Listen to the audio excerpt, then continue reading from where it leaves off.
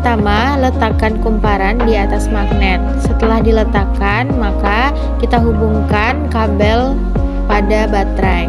Dapat terlihat bahwa kumparan yang tadi diletakkan di atas magnet akan bergerak karena adanya hubungan antara gaya magnet dan juga gaya listrik.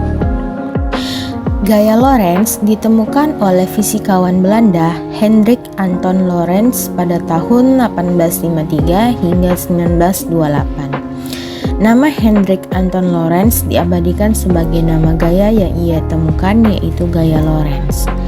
Nah, jadi konsep gaya Lorentz adalah gaya yang timbul dari interaksi antara gaya magnetik dan gaya elektrik dalam medan elektromagnetik.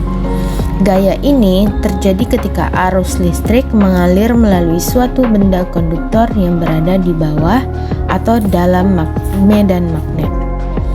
Contoh penerapan gaya Lorentz dalam kehidupan sehari-hari adalah pada motor listrik, speaker, kipas angin, memori komputer, blender, dan banyak yang lainnya.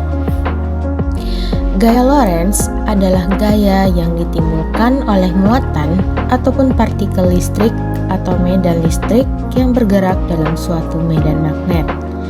Jadi, konsep gaya Lorentz yang sebenarnya adalah gaya elektromagnetik yang merupakan gaya yang terjadi ketika partikel bermuatan listrik berinteraksi dengan medan elektromagnetik.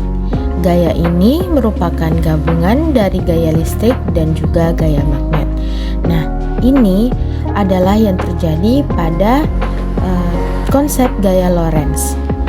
Kemudian, motor listrik sederhana ini mula-mula membuat kumparannya terlebih dahulu, seperti gulung kawatnya. Kemudian setelah kumparannya jadi, susun kumparan magnet tersebut dan hubungkan baterai, maka kumparan akan berputar.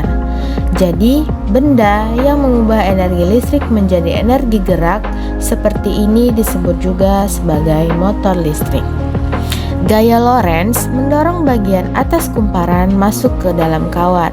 Sementara itu, gaya Lorentz menarik bagian bawah kumparan untuk keluar.